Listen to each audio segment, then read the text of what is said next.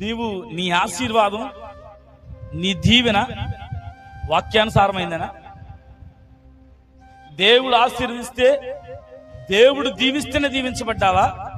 దేవుడు ఆశీర్వదిస్తేనే ఆశీర్వదించబడ్డావా? లేదంటే అపవాది నిన్ను ఆశీర్వదిస్తున్నాడు? ఆలోచించు. ఎందుకంటే దేవుడు తన మాట తప్పే దేవుడు కాదు. అవతన్నాడు, ఈ పండు తిన్న దినం నిత్యముగా చస్తావు.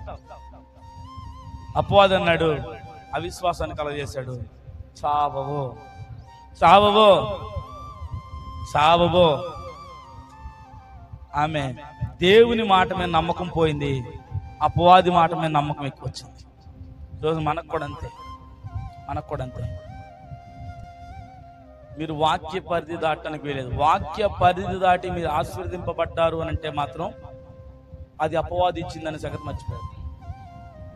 అపవాది తన కొయ్యి చేత నిన్ను ఆశీర్వదించి దేవుని సన్నిధిలోకి వెళ్లకుండా నువ్వు దీవెనకరంగానే ఉన్నావు, ఆశీర్వాదకరంగా ఉన్నావు, మేలుకరంగానే ఉన్నావు, ఆరోగ్యకరంగానే ఉన్నావు కాబట్టి ఇక నీకు దేవునితో పని లేదన్నట్టుగా నీ ఇష్టాన్ని నువ్వు జరిగించవచ్చు, నీకు నా కోరిక నువ్వు నెరవేర్చుకోవచ్చు, నీకు నచ్చినట్టుగా నువ్వు జీవించవచ్చు అని వాడు తెలియజెప్పడం కోరకే నిన్ను ఆశీర్వదించి దేవునికి దూరం చేస్తా ఉన్నాడు.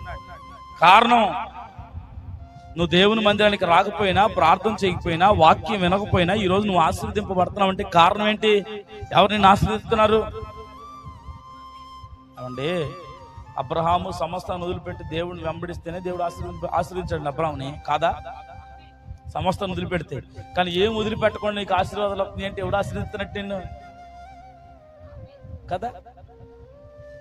యాకోబు వాళ్ళ మామని, అన్నని అందరిని మోసం చేసిన తర్వాత అన్ని మోసపోయి అన్ని విడిచిపెట్టి ఎబ్బోకు రేవి దగ్గర ఏడుస్తూ ప్రాణ భయంతో కొట్టుకులాడుతూ ఒక పక్క అన్న, ఒక పక్క మామ సంపడానికి వస్తున్న భయంతో ఊగిసలాడుతూ నెడుమెట్లో కూర్చొని ప్రభు నన్ను ఆశీర్వదించా. అప్పుడు దేవుడు యాకోబుని ఆశీర్వదించాడు. అది ఆశీర్వాదం దేవుడి నుంచి వచ్చేది.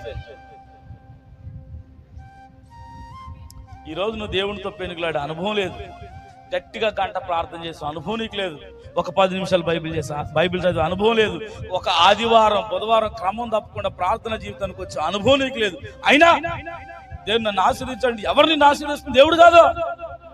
నువ్వు వాక్యానుసారంగా లేకుండా నిన్ను ఆశీర్వదిస్తుంది దేవుడు కాదు. నీకు 3 పూట్ల తిండి పెడుతుంది దేవుడు కాదు. నువ్వు నమ్మినా నమ్మకపోయినది రాదు. ఎందుకంటే బైబిల్ చెప్తుంది, ప్రార్థించకపోవడమే పాపం.